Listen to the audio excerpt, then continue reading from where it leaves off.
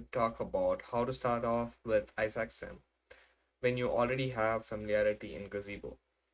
So this is going to be a specific use case where we have already done some simulation in Gazebo in my previous video where we have created the URDF. We have also created a Gazebo simulation where we had the robot to move.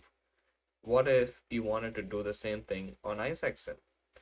Maybe you want to do it on Isaac Sim because uh, you want to do some reinforcement learning at the end, or you just wanted to have a very good simulation, or you want to simulate in a really complex environment which are all readily available in Isaac Sim.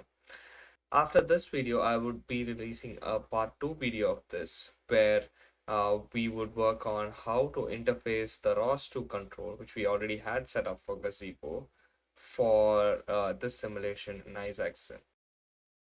So let's start by importing the URDF here. Before we do that, let's create an environment like a basic floor, uh, and then to import the URDF, we go here, you import, go to the place where you have the URDF stored, and you click the Coupon Express, hit create on stage.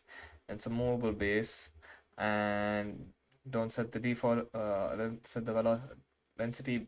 It'll calculate it based on what you have given in the URDF, and then give it as stiffness because we want stiffness control, and remaining you can set it as the same. Hit import.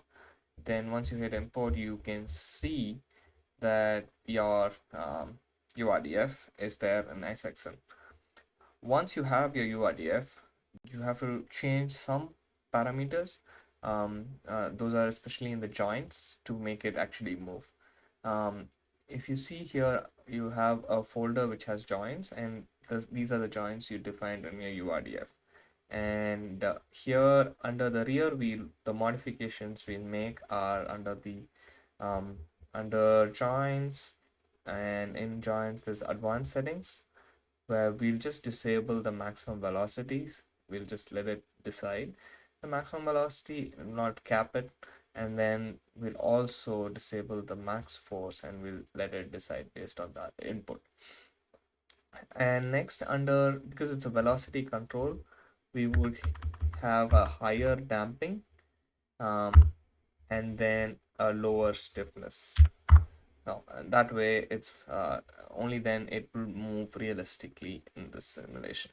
Uh, and to get the thing moving, let's use action graph. And this is a way how you can programmatically move something in Isaac Sim.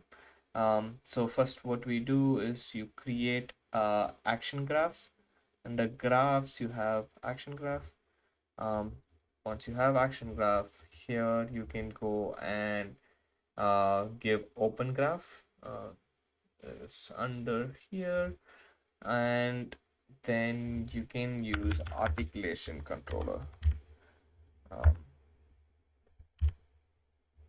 so you can use articulation controller here, which is what will control the joints. And then in order to give some ticks, use playback ticks, and then set this, and then you set the ticks to go here. So this will give the timestamps for enabling it. And then the articulation controller needs input in form of array, so we'll do array, and let's make a array, use this, and it needs a in the form of double, so you double, and let's set it as 10, and let's pass this value to the velocity command for the articulation controller.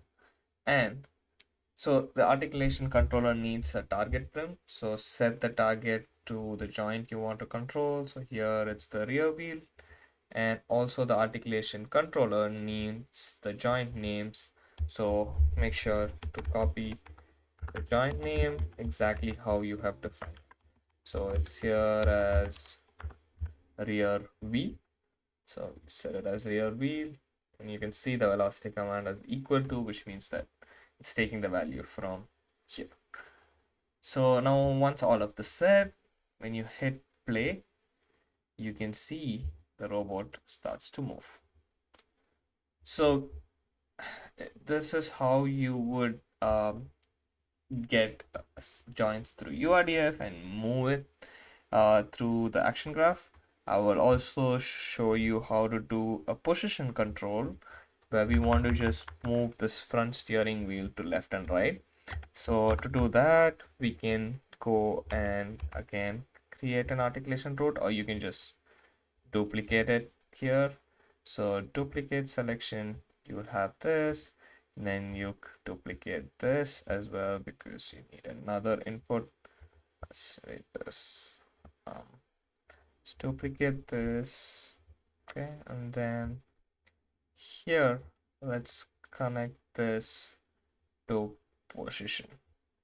So, and here we will set the joint name as front steer,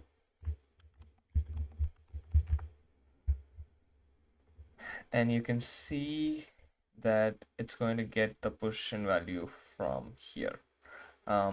So this is how this will get the position value, this will get the velocity value from this.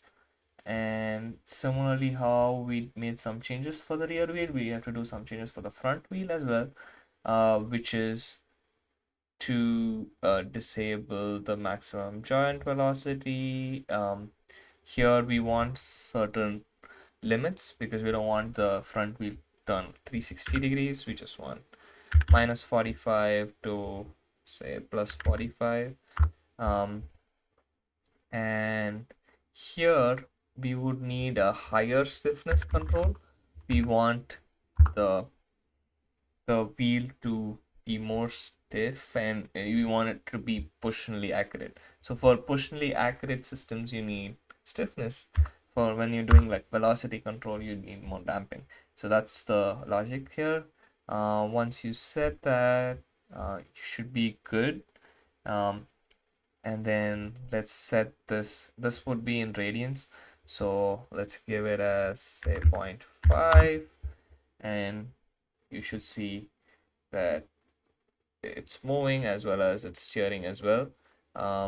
You want to increase this one, you can see you can change the value, say point minus 0.5, and then if you hit play, it should rotate the other direction, as you can see here.